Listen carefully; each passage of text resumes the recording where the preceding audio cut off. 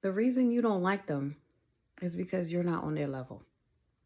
You don't understand their message. You don't identify with their story. You can't relate. You are not on their level.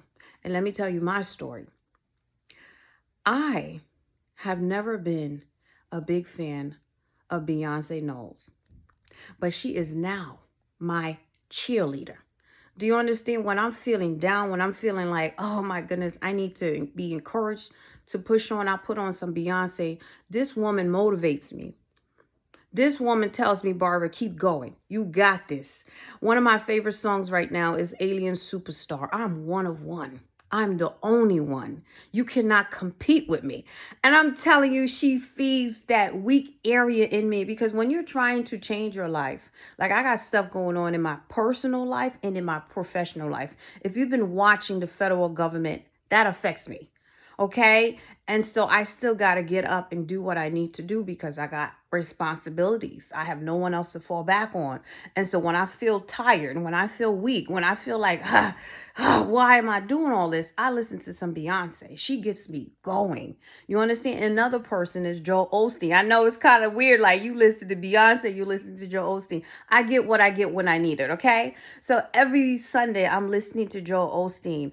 I read his daily devotional because he's reminding me. And that's what you need sometimes. You need people to tell you, to remind you to keep going, because sometimes the battle is just heavy. The load is heavy. The trials and tribulations are a lot, and no one understands because you're blessed. You know, you're blessed, you're favored. You should be happy. You should be grateful. But it doesn't mean that you're not tired, that you don't feel weak. So I listen to Joel Osteen. I read his daily devotional every morning. And I remember this one guy was like mad at me because I'm like, I like Joel Osteen. I like Joel Osteen.